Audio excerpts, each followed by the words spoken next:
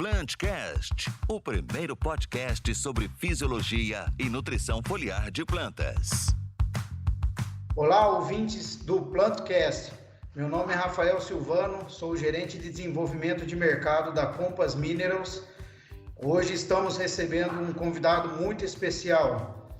Ele que já foi campeão do SESB na categoria Sudeste, na região Sudeste no ano de 2015. É engenheiro agrônomo, também tem mestrado em Ciência do Solo pela Exalc, possui MBA pela Northern Illinois University e é CEO da Data Farm. Hoje atua como empresário e especialista em manejo de solos, em algodão, soja e milho, principalmente na região dos Cerrados.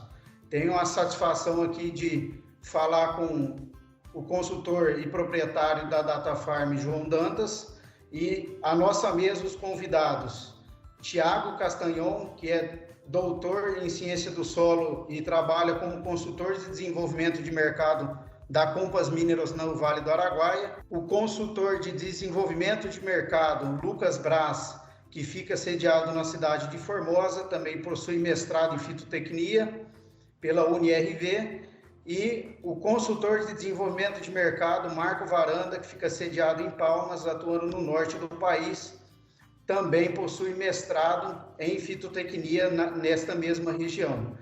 João, é uma satisfação recebê-lo aqui conosco hoje, para a gente ter esse bate-papo muito descontraído, abordando um pouco sobre a evolução de manejo dos sistemas de produção agrícolas modernos hoje em dia. Eu gostaria, João, que nesse início você comentasse um pouco fique muito à vontade para comentar um pouco da sua trajetória. E seja bem-vindo. Beleza, Rafael, boa tarde a todos, um prazer tá podendo estar participando com vocês aqui do Plantcast da Compass. Assim como todos aqui, eu também sou agrônomo, então essa trajetória minha não era para ser sempre assim, meus pais são do interior de São Paulo, mas eu não tinha vocação apesar deles serem da zona rural, não tinha vocação para ser agrônomo. Eu queria ser piloto da Força Aérea. Estudei bastante, até ali o pré-vestibular, daí em cima da hora cheguei a prestar a AFA, mas em cima da hora ali decidi passar para agronomia por algumas questões familiares ali. Fiz agronomia e realmente me apaixonei pelo curso, vi que realmente era o que eu queria fazer. Conheci muitas pessoas no decorrer da minha vida, pessoas que me ajudaram muito na questão de nutrição de plantas. O professor Yamada foi um deles, o professor Witt, são pessoas que eu sou eternamente grato, o professor Van Rage, Então, sem dúvida, você ter pessoas que entram na sua vida para direcionar para um caminho melhor, isso é muito importante. O professor Durval, que foi meu orientador, são pessoas que sempre me orientaram, pessoas que sempre me direcionaram para um caminho muito bom. E hoje a gente está aí, que nem você falou da questão do Data Farm, eu sou um dos founders, então hoje o Data Farm é uma empresa bem consolidada já, nós estamos aí trabalhando muito forte para tentar trazer sempre o que é de melhor para os nossos clientes, como um todo. E é um prazer estar falando com vocês, então realmente acho que vai ser bem produtivo, tentar fazer um material bem legal aí para os nossos ouvintes. Muito, muito bom, João. Obrigado por comentar um pouco da tua trajetória e já aproveitando a oportunidade, eu queria deixar aqui um espaço para você comentar um pouco hoje, o João, no dia a dia, o seu cotidiano. O que você especificamente, logicamente, com a plataforma, com a ferramenta, um pouco do seu cotidiano mesmo, do seu dia a dia em relação ao que você tem realizado hoje com essa plataforma? Então, assim, o Data Farm hoje, a ideia do nosso sistema é unir a nossa espinha dorsal, é a parte técnica, Então, nós somos formados por especialistas na área de fertilidade e programação. Então, no DNA do Data Farm está a questão técnica, Então, a agronomia sem tecnologia, na verdade, a tecnologia sem agronomia não adianta muita coisa. Então, nós tentamos sempre unir a tecnologia e a agronomia. né, tentar fazer uma plataforma que fosse robusta tecnicamente, né, com inteligência artificial e tudo mais, mas que também que pudesse simplificar, né, aquilo que é complexo. Então, como dizia o Einstein, né, que a simplicidade é o último estágio da sofisticação. Então, tem que ser simples, né? Então, nós focamos sempre na simplicidade, mas com algo bem complexo na área de inteligência artificial. Então, hoje, nós conseguimos chegar em parte do que a gente quer. Todo mundo pergunta para mim, pô, João, quando que a plataforma de vocês fica pronta? Eu falei, eu desejo que nunca fique, porque no dia que eu falar que a plataforma está pronta, a gente ficou para trás, né? Então, realmente, algo em desenvolvimento sempre vai ser assim, né? A agricultura é muito... Não só a agricultura, o mercado como um todo é muito dinâmico, né? Então, hoje o meu trabalho está basicamente em acessar grandes players, né? Hoje dentro do Data Farm, eu tenho foco de acessar grandes produtores e acessar grandes consultores também, né? Cooperativas também entram como esse tipo de cliente. Então, hoje o meu foco, além de estar na questão do relacionamento com a parte da indústria, a minha função dentro da Data Farm hoje é relacionamento junto com grandes grupos e também com atendimento direto com alguns produtores e também a conexão com a indústria, né? Então, esse é meu foco. Então, hoje, o meu trabalho está bastante focado no Cerrado, né? Então, ali a região do Mato Grosso, MS, Goiás, né? São regiões que a gente atende. No caso, eu sou responsável por parte dessas regiões, né? A não ser de alguns outros grupos, né? Que têm sede em outros estados, aí a gente acaba participando também. E o meu foco é estar perto desses produtores que são nossos clientes, trazer demandas deles, além de capacitar o uso da plataforma, de participar do planejamento efetivo desses produtores, né? Também eu tenho como objetivo captar informações deles no sentido de melhoria da plataforma, né? Então, nós buscamos sempre trabalhar na melhoria da nossa plataforma junto com o produtor. Então, o produtor passa as demandas, na minha opinião, isso aqui ficaria melhor, não dessa forma. Então, a ideia nossa é personalizar sempre, tá sempre trazendo aí à tona as demandas dos nossos clientes. E eu acho que tem que ser assim, né? Então, é nesse sentido aí que eu faço o meu trabalho. João, muito bom. Eu acho que, só para complementar, eu tive contato recentemente com essa plataforma, né? Não com a profundidade que, de repente, você convive, mas eu achei realmente muito simples.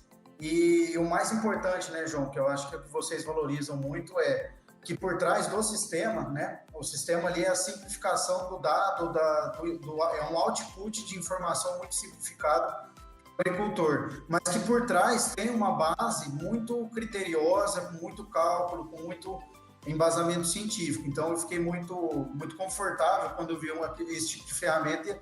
E o mais interessante é saber que, de repente, grandes grupos, né, agricultores de maior porte também estão se abrindo para esse tipo de tecnologia, visando tecnificação, visando aumento de produtividade com um equilíbrio na rentabilidade, né?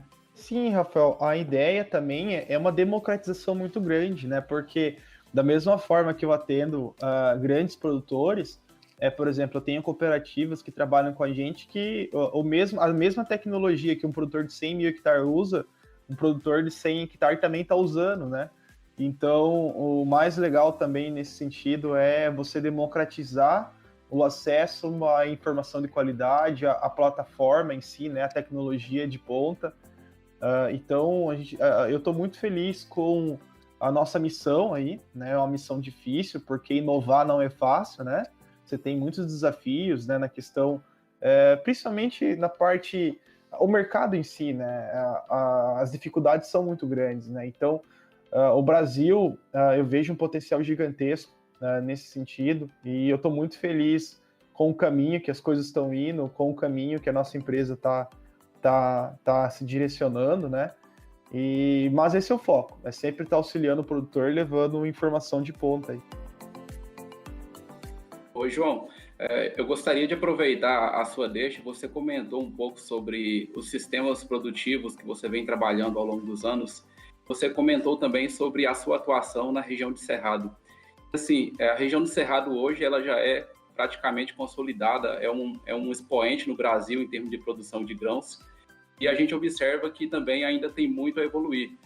Você, com certeza, citou aí que a agronomia precisa da tecnologia e a tecnologia também precisa da agronomia, da técnica. Então, assim, aliando esses dois, com certeza a gente pode chegar muito mais longe do que a gente já chegou. Como que você observa os principais desafios modernos hoje para a gente aumentar ainda mais a produtividade nos solos de cerrados, que historicamente são conhecidos como solos depauperados, e hoje é o divisor de água da agricultura brasileira? Eu acho que se você colocando dessa forma da tecnologia, agronomia, eu acho perfeito. E assim, falando da minha experiência, do que eu venho observando nessas áreas, é incrível como coisas assim básicas muitas vezes também limitam, né? Hoje, se você me perguntar, vamos pegar por partes aí, falando um pouco das dificuldades e da produção no sistema agrícola do Cerrado. Na minha opinião, hoje, calcário é indiscutível que é o principal insumo para solos tropicais, né? E eu vejo que existe muita dúvida ainda sobre a calagem, por exemplo, que eu acho que é vital, ainda mais um sistema, por exemplo, soja e algodão, que hoje tem aí uma expressividade bem grande no Cerrado, sistema soja-milho, duas safras praticamente cheias ali, com índice pluviométrico alto, que é uma característica ali, por exemplo, do Mato Grosso. A acidificação é muito grande, eu vejo que muitos produtores muitas vezes perdem por calagem, perdem por situações básicas às vezes, né? Então, o diagnóstico é muito importante, você está sempre com as bases ali da agronomia bem definidas, né? Da calagem, da compactação do solo, entender a parte biológica, eu vejo que ainda é um divisor de águas, hoje é a questão biológica, eu acho que é uma das partes das ciências de solo que tem mais para evoluir num curto prazo, né? Eu acredito que se evoluir mais a parte biológica, entender como que esses micro-organismos podem estar ali auxiliando a planta ter uma condição melhor de produtividade, eu acho que é um divisor de águas, isso vai acontecer. Mas eu vejo que todas as lacunas ali, tanto da parte química como adubação, eu vejo o nitrogênio hoje um problema muito grande no sistema soja-milho do Mato Grosso, do Goiás, no MS, aí, principalmente nessas regiões que fazem duas safras com volume bem grande. Eu vejo o nitrogênio hoje um fator muito importante, que é um problema que tem que ser discutido. São áreas que têm uma logística relativamente ruim para compra de fertilizante, então geralmente é tudo mais caro para comprar e mais barato para vender.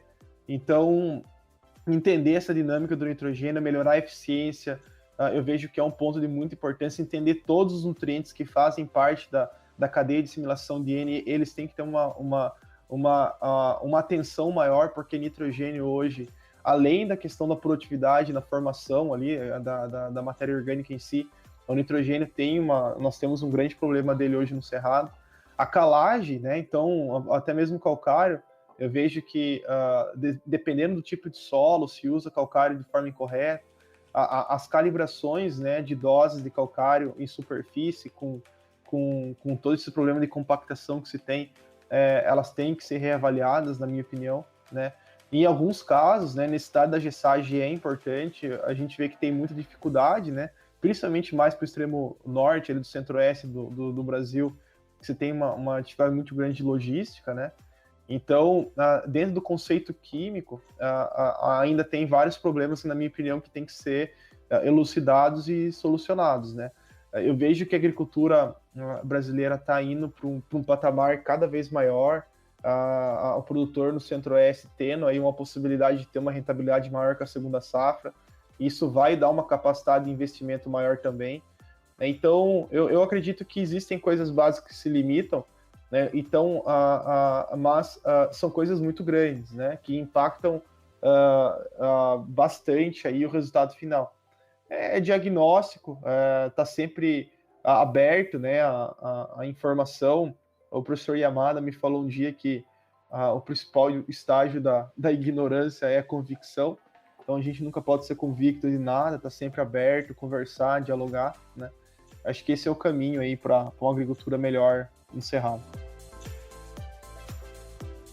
Ô João, muito bacana o que você mencionou anteriormente, a forma com a qual vocês conduzem as recomendações com o cliente. A forma de personalização, a gente sabe que é muito distinto uma área para outra aí como um todo. E nos últimos anos aí, como que você vem recomendando via solo a questão do boro e do cobre, que são micronutrientes que cada vez mais a gente vem vendo mais resultados e sendo decisivos aí em fatores de produtividade? O que eu vejo? A parte do diagnóstico é muito importante, né? O boro ali, a curva, está muito relacionada com a qualidade do solo, falando em acidez também. O que eu venho observando? E isso não é um dado publicado, mas é um dado de observação aí em quase 1 milhão de hectares que eu posso estar falando para vocês. É essa correlação da acidez do solo. Então, o boro tem uma correlação muito boa quando se tem acidez, principalmente acidez com alumínio, né, acidez trocável. Então, quando você tem a presença de alumínio no solo, em profundidade, nós fazemos a coleta até 1 metro a cada 5 anos para se fazer classificação de perfil. E eu observo muito que quando você tem um solo distrófico, um mácrico, um álico, a aplicação do boro, a curva de resposta é maior do que um solo com menos acidez. E a gente sabe, né, tem um trabalho do Adamoli que ele fala que 68% dos solos do Cerrado tem acidez, né? Então, quase 70% do perfil, né, do solo do Cerrado é ácido. Então, a gente sabe que tem essa correlação muito grande, né, do desenvolvimento radicular, e o boro tem vários trabalhos que mostram aí, inclusive alguns trabalhos bem recentes, colocando hematoxilina ali, vendo alguns corantes, a relação, né, da diminuição da toxidez do alumínio pela aplicação de boro. Então eu vejo que a curva de assimilação de boro, nós recomendamos hoje também pelo esse dado de perfil, né? Então, de acordo com que o solo tem mais acidez, lógico, para resolver a acidez da calcário não se discute, mas quando você tem uma acidez mais em profundidade, que é uma camada mais difícil de se acessar com os corretivos de acidez em si, a gente sabe que a raiz vai descer, por tendo oxigênio a raiz vai descer, e essa assimilação ali do alumínio, essa absorção do alumínio, ela pode causar menos malefícios à planta quando uma planta está bem nutrida com boro. E eu venho observando muito isso, né, principalmente quando se tem um diagnóstico, a gente posiciona uma curva maior de boro, sempre tomando cuidado com textura, né? Então a Olexita hoje é a fonte que a gente mais recomenda, mas sempre tomando cuidado com textura, né? De acordo com que você tem um solo mais argiloso, você pode fazer uma curva maior, um solo mais arenoso, uma curva menor, né? Mas sempre respeitar ali o teor de argila. Então, se eu tenho 50% de argila ali, 50 gramas por quilo, eu nunca passo de 50 quilos de Olexita, né? Da mesma forma que eu tenho um solo de 10% de argila, eu não posso ali ultrapassar doses muito altas até pelo efeito de toxicidade, que é o que eu venho observando. O cobre, já como se sabe, eu acho que não é uma informação só nossa do DataFarm, mas para quem analisa bastante cobre aí no solo, vê que é um nutriente extremamente deficiente, né? Então, é um nutriente muito caro, né? Por isso que se rouba fio de cobre, né? Então, eu vejo que tem pouca utilização, né? Mas é um nutriente que nós observamos muita correlação com um efeito positivo ali para a planta. Eu venho recomendando bastante fontes de micronutriente granular. O cobre está entre eles, né? Cobre, zinco também, né? Principalmente a relação o zinco, o cobre, o manganês. A soja tem uma capacidade muito grande de absorver esses micronutrientes, até porque tem uma rizosfera mais ácida, né? O grande problema tá quando você entra com uma planta de milho, por exemplo, né? A rizosfera do milho é mais alcalina, até pela absorção do nitrato, né? Então a tendência ali tem uma rizosfera mais alcalina. E essa rizosfera alcalina, você tem uma dificuldade muito grande de micronutrientes ali que tem um pH de assimilação mais ácido, principalmente o cobre ou o zinco, né? Então, eu vejo que, pensando em segunda safra, a aplicação desses micronutrientes tem uma resposta muito grande, e tem algumas coisas assim que despertam o interesse da gente, que despertam uma certa curiosidade. Por exemplo, a BR-163 ali, ano passado, a gente teve um problema muito grande de grãos avariados, né? E sabe-se que isso está correlacionado com alguma patologia, na minha opinião, associada também à parte nutricional. Não só nitrogênio e potássio, mas também a parte de micronutrientes. Sabe-se que o cobre tem uma correlação, manganês tem uma correlação muito grande com a parte de proteção de plantas em si, né? O zinco também, uma planta deficiente de zinco, a tendência da planta deficiente de zinco é a planta mandar mais carboidrato, mais açúcar para a raiz, né? Então a raiz tende a ter uma condição ali maior para a entrada de fitopatógenos, né? Então nós temos que começar a entender e olhar para esses micronutrientes, não só como um fator nutricional óbvio, né? Mas também como todo benefício, porque uma planta com maior nutrição em zinco, a tendência dela é ter menos exudado radicular, isso é inversamente proporcional ao ataque de nematóide. Então, eu acho que é um sistema ali que nós temos que evoluir mais, né, na elucidação aí dessas dúvidas, mas eu sou uma pessoa que acredito bastante em micronutriente via solo. Legal, João. Só para eu complementar, antes de eu fazer a próxima pergunta, eu acho que o seu ponto aí, que você cita, olha, micronutriente, se a gente deveria começar a olhar por uma ótica que não só da nutrição, especificamente falando da nutrição da planta, mas a capacidade fisiológica, a resposta fisiológica e a relação disso com outros fatores do ambiente, né? Então, por exemplo, é de se saber que a planta, em situações adversas, situações de estresse, que aí o estresse pode ser por temperatura, falta de água, sistema compactado, falta de oxigênio na raiz e por aí vai. Automaticamente ela vai haver uma tendência dela produzir um pouco mais de etileno, que é um hormônio gasoso, é um hormônio da morte, entre aspas, né? E que vai poder prejudicar a planta em algumas rotas metabólicas. Também tem um outro porém, né, João, que a planta, ela, a depender do estresse, ela começa a acumular um pouco mais de espécies reativas de oxigênio no conteúdo celular, e por aí vai, né, radical superóxido de maneira geral, que existem mais de 3, 4 que são conhecidos, e que acabam degradando, ou seja, eles acabam estourando a célula por dentro, que a gente chama de peroxidação lipídica. E esse estourar a célula, que de repente não está, a olho nu a gente não consegue ver, é o que faz com que haja um extravasamento celular, ou seja, na raiz, por exemplo, você tem uma planta deficiente em zinco, em manganês, em cobre, que são ativadores enzimáticos das enzimas faxineiras, como peroxidase, catalase, por aí vai, ela consegue anular esses compostos tóxicos que faziam um aumento do extravasamento celular. Ou seja, se a raiz extravasa menos açúcar para o sistema, ela atrai menos doença de solo, nematóide, macrofumina, fusário, são aqueles resultados que o CACMAC tem trazido já há algum tempo para o Brasil, né? Então, a nível de campo, é de se observar que nutrição de íons metálicos, e aí entra até o níquel também, né? Níquel, cobre, manganês, zinco, tem uma capacidade fantástica de ajudar a planta a suportar esses tipos de estresse e ser menos, estar mais protegida, vamos falar assim, em relação à pressão de doenças de solo e até nematóides. Bom, João, eu vou emendar aqui com a próxima pergunta, que eu acredito que isso gera uma certa dúvida. E quando você fala assim, olha, nos sistemas de produção de maneira geral, nós temos, está havendo um déficit de nitrogênio, vamos falar assim, o que se coloca está saindo muito mais do que entra, basicamente é isso.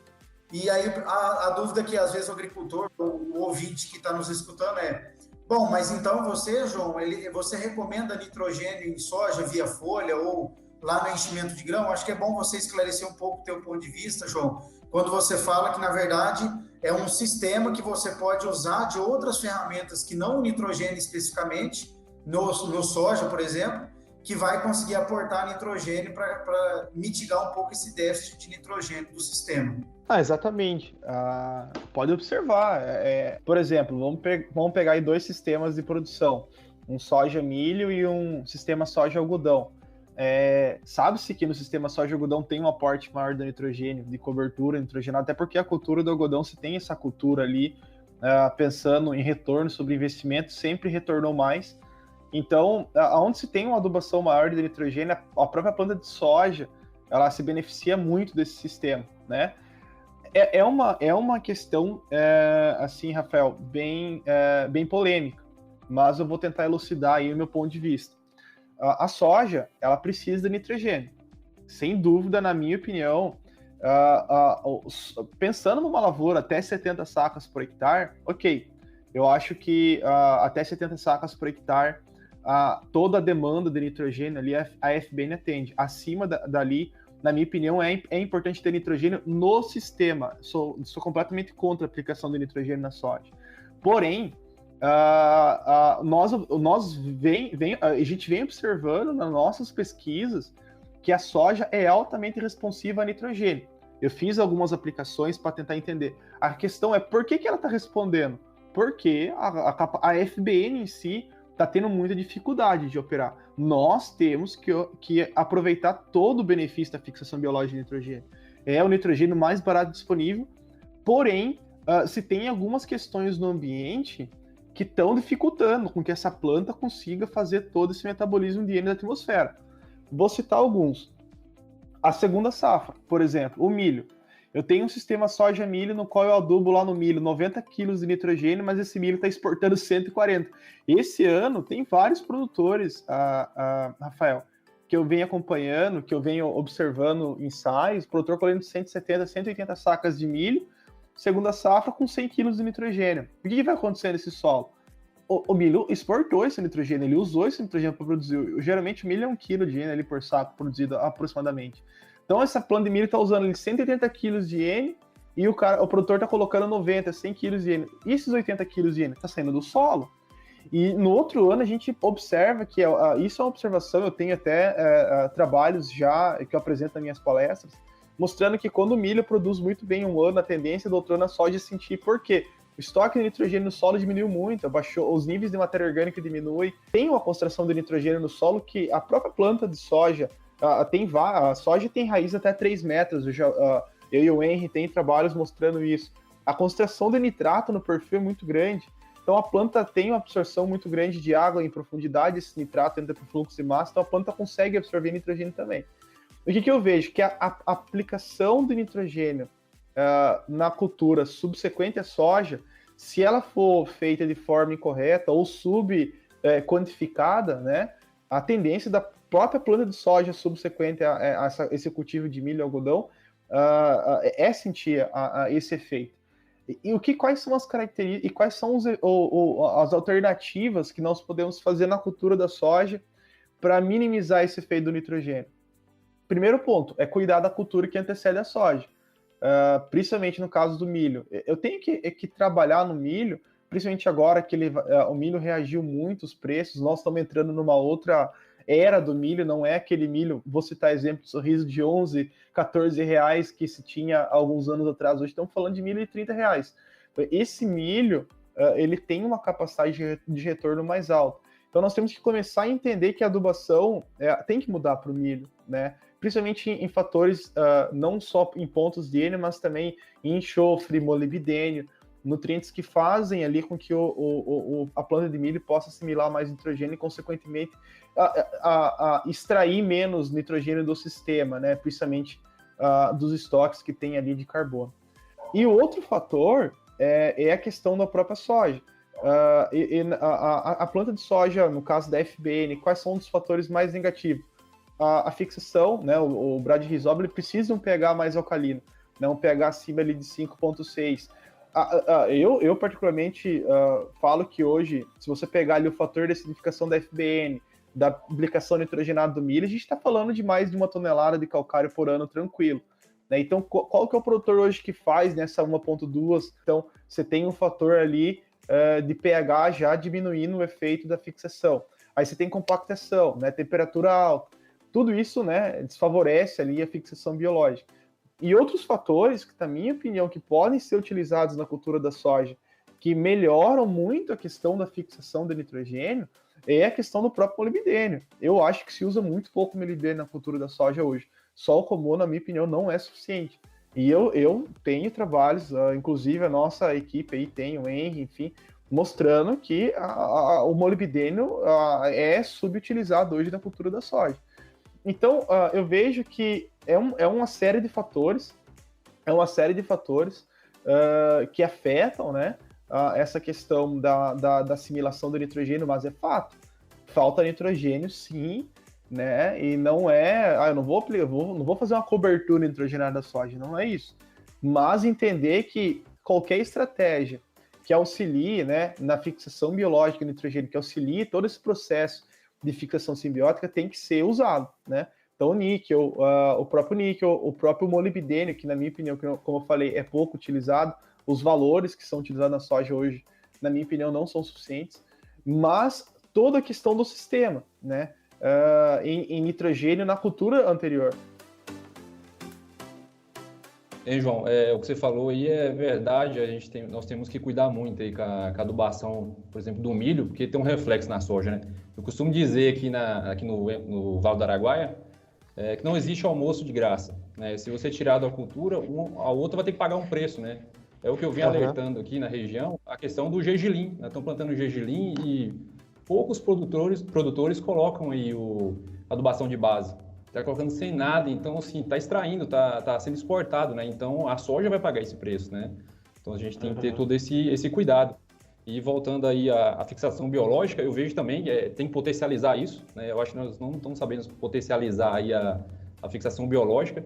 Por exemplo, o pessoal usa muito o comô na semente, né? Que você vai medir um pH de um comô, é um pH de 3, né? E a bactéria gosta de um pH mais básico, igual você comentou, no solo, né? E também ali em volta da semente, um pH um pouco mais básico. Não, muito bom. Bom, ô João, eu gostaria de aproveitar a oportunidade e você comentasse um pouco, assim, como você na minha visão, uma pessoa inovadora, que tem uma mente mais aberta para aquilo que vem de novo, e esse é o tema do nosso bate-papo aqui para os ouvintes do Plantcast. O que, na experimentação ou na tua vivência, o que de mais recente você tem visto que, de repente, tem até chamado sua atenção? Olha, isso aqui é um negócio que eu nem imaginava que fosse responder e tá respondendo dessa forma. Você tem algo assim que você tem visto nesse sentido? Sim, a gente tem observado o próprio molibdênio, né? A gente vem observando que o molibdênio, a resposta dele é muito alta na cultura da soja. No entanto, que a própria estatística do SESB, sabe-se, né, que a análise de solo de molibdênio é pouco utilizada, até porque calibrações, enfim, mas dentro da pesquisa do SESB, na rede de pesquisa no qual eu participei durante anos, a gente observava uma correlação muito grande da concentração de molibdênio ali naquela camada de 0 a 10 com a produção, né, da soja de mais de 100 sacas por hectare. E isso é algo que me chamou muita atenção. E o Henry é uma pessoa que está aí junto com a gente e que tem um conhecimento muito grande. E em discussões e trabalhos feitos, assim, que a gente vem observando, que nós estamos realizando, a relação da resposta molibdênio na cultura da soja é no mínimo subutilizada, seria a palavra, porque as respostas são bem mais altas. Nós estamos fazendo vários trabalhos, já está indo para o terceiro ano, na verdade, de experimentação, e a gente vem observando muita correlação entre curva de molibdênio e produtividade de soja. Assim, se vocês me perguntarem, João, você já tentou entender, dentro das experimentações que vocês fazem, alguns conceitos de nutrição em si? Sim, hoje o nosso conceito de nutrição está relacionado em faixa rica, né?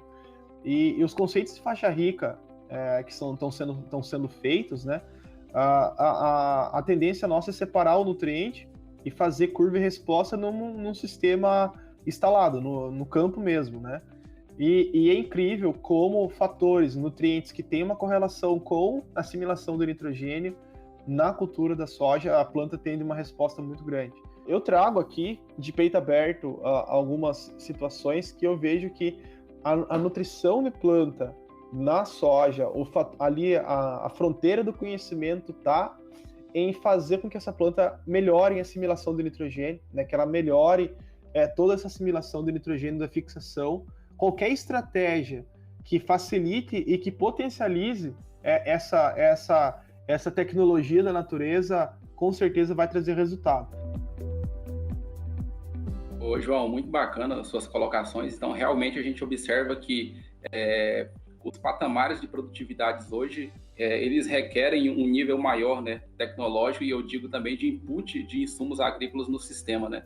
E você colocou muito bem aí durante o discorrer da sua fala. E eu gostaria de perguntar para você sobre adubação de sistema. Quando a gente fala em sistema produtivo, já vem na sua cabeça assim, a adubação de sistema funciona, não funciona? Como que eu devo tratar? Qual o critério que eu devo seguir pensando em adubação de sistema, da forma como você vem abordando aí sobre os diversos sistemas de manejo que a gente tem adotado e que tem disponível para a agricultura brasileira? Se você perguntar para mim, João, qual que é o modelo de adubação mais eficiente? Com certeza seria o modelo de adubação que você aduba a planta ali, na linha, tudo certinho. Porém, a realidade das áreas que eu atendo, das áreas aí do Cerrado, é diferente, porque é uma briga, você tem que unir constantemente a parte técnica com o operacional. Então, a adubação de sistema, ela traz muito benefícios para a parte operacional e sim, para a parte técnica em muitos casos. Por exemplo, sabe-se que a adubação de fósforo em boa parte do Cerrado é a lanço. Não depende de mim aqui falar se é certo ou errado, mas é a realidade hoje, né? E, por exemplo, eu tenho a cultura de soja e tenho a cultura de milho. Dando um exemplo aqui da BR-163, por exemplo. E eu tenho ali o MAP. O MAP, ano passado, foi o fósforo aí com custo-benefício bom, que boa parte dos produtores compraram. Essa matéria-prima tem ali 11% de nitrogênio. Eu, como agrônomo, eu não vou colocar esse nitrogênio pré-plantio da soja, eu vou colocar esse nitrogênio, se eu puder, tudo no milho, como considerando uma cobertura nitrogenada. Vamos fazer uma conta ali. O produtor está usando 300 kg de MAP no sistema soja-milho, né? Então, estamos falando de 33 kg de N. Poxa, eu estou usando 100 kg de N normal, estou aumentando 30% a mais de nitrogênio na planta, é expressivo. Então, eu nesses casos eu posicionei, mas sempre correlacionando. Gente, tem que tomar muito cuidado, principalmente na questão de topografia. Eu tenho muitos produtores, até inclusive assistidos por mim, que fazem adubação de sistema de potássio. Aí tem que tomar muito cuidado com topografia, tem que tomar muito cuidado com o CTC, né, do solo, a textura em si, né? Então, tem alguns pré-requisitos que tem que ser levado em consideração. Então, por exemplo, aqui mais na região sudeste, o pessoal faz ali adubação no trigo, né? Então, você tem ali, em vez de 45 centímetros, 50, você tem uma adubação ali de 17 centímetros e meio. Acaba que você distribui bem o nutriente. Então, boa parte dos produtores faz uma adubação de sistema maior no trigo, a planta responde. Mas, o que eu vejo na adubação de sistema? Você tem que ser estratégico na forma que você vai estar fazendo. Por exemplo, o MAP no milho, esse ano foi estratégia, o milho está R$30 as sacas. Eu vou pegar esse MAP, vou fazer pré-plantio na soja, sendo que nem chuva tem esse nitrogênio, vai volatilizar todo, vou perder esse nitrogênio. Não é melhor você colocar ele na cultura que você vai ter resposta, né? No caso, o milho plantou ali, você fez o nitrogênio, você vai absorver ele, boa parte pelo menos dele. Então, usar a adubação do sistema, ela tem que ser muito avaliada na questão, sim, do operacional, que é o que faz adubar sistema em muitos casos, e na parte técnica, ser inteligente no tipo de produto, no qual nutriente você vai estar fazendo essa adubação do sistema, e tem que tomar cuidado sim, com pluviometria, com topografia, com textura de solo, CTC, para você não tá perdendo esse fertilizante. Então, por exemplo, o próprio potássio em cultura em solos arenosos, com CTC aí menor que 50 milimol. Eu parcelo potássio, se puder, até em 3 vezes, né? Porque você sabe que tem uma perda muito grande do nutriente. Então, é esse conceito que tem que ser bem definido. Parece simples para nós, mas existe muita dúvida nisso aí ainda, né? Então, é importante o produtor sempre olhar que tem que parcelar, né? Por exemplo, eu tenho nitrogênio na cultura do milho, né? O parcelamento é importante, até porque você tem um índice pluviométrico muito alto, né? Mês de janeiro, fevereiro, ali, começo de março. Então você tem um sistema anaeróbico muito grande, a planta de milho sente muito isso, a planta de algodão sente muito isso. Então tem que começar a entender a relação ambiente, né? Climático e a questão de solo e as estratégias nesse sentido. Então tem que esclarecer bem qual que é o foco. E se for para parcelar operacionalmente, aí tem que redimensionar maquinário. Mas não pode soltar a corda da mão técnica nesse quesito de adubação do sistema. Em relação à adubação de sistemas, o fósforo também tem aquela questão, né? Quanto mais tempo ali ele ficar em contato com o solo, maior a dissolução, né? Tem uns trabalhos clássicos mostrando isso, né? Então, em vez de jogar na soja, se jogar no milho, seria mais interessante você reduzir essa fixação, né? Não que não vai ter, mas seja uma fixação um pouco menor, né? E até o foco da aplicação, tipo, o produtor já vai fazer, não é eu que defini, ele vai fazer mata-lança. Então, eu prefiro colocar esse nitrogênio na planta de milho, que você vai ter uma resposta maior, e sabe-se, né, que o fósforo no milho dá uma resposta muito grande, principalmente naquela parte inicial. Tem uns trabalhos do IAC fantástico mostrando a resposta inicial do fósforo no milho, é incrível. Colocar fósforo no milho é 10 sacas a mais de milho, no mínimo. Então, assim, hoje estamos falando de uma receita de 30 a 300 reais, né? Então, isso lá, né? Você pega ali em São Paulo, tá quase 50 reais a saca, daí é outra conta. Mas a adubação de fósforo no milho é uma resposta muito grande. Né? Ô, João, mais uma dúvida, a gente fica aqui nos Cerrados, aqui mais específico na região do PADEF aí como um todo, e a gente vem discutindo bastante aí, de maneira geral, sobre esses micronutrientes. Qual que é o maior gargalo hoje do produtor via solo aí? Falando num contexto geral, qual que é o nutriente menos aplicado via solo, com menos aplicação até por questão de custo, né? É o cobre, né? O cobre é um nutriente pouco aplicado. E é um nutriente que a gente vem observando, sim, que tem uma correlação muito grande. Mas o próprio boro, o boro, que nem eu falei, tem uma curva diferente em cada situação, né? Então, eu vejo que é um nutriente muito importante, né? Então, além da dificuldade de diagnóstico, a gente tem, principalmente em questões laboratoriais, né? Mas a questão do ambiente, um ambiente mais ácido, né? Um ambiente mais arenoso, mais argiloso, tudo isso difere a curva de resposta. O zinco, né? Como o Rafa falou, como eu falei, tem uma correlação muito grande, né, na questão de toda a parte de resistência da planta, enfim.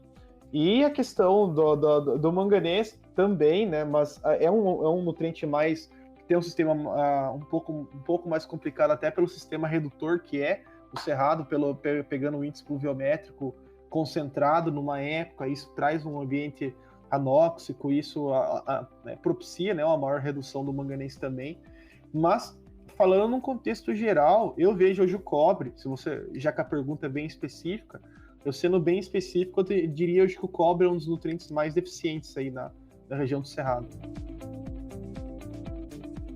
João, eu acho que nós passamos por muitos temas interessantes, assuntos novos, abordagens, na minha opinião, mais recentes, né, do ponto de vista, assim, coisas de 5 anos para cá, que com a tua experiência, o que você tem visto, que é um pouco do nosso tema aqui nesse Plantcast, o primeiro podcast sobre nutrição e fisiologia de plantas do Brasil.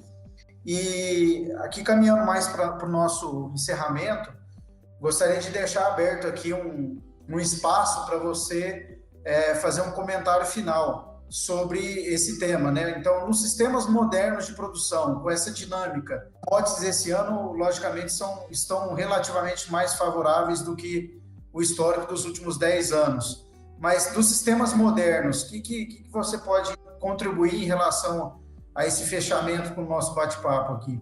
Olha, Rafael, eu vejo que o produtor ele tem que fazer mais diagnóstico, né? Eu vejo que a análise de solo, as calibrações, análise foliar, isso tem que estar mais constante no cotidiano do produtor, sabe? Sem diagnóstico, você não tem como tomar uma decisão, né? Isso é vital.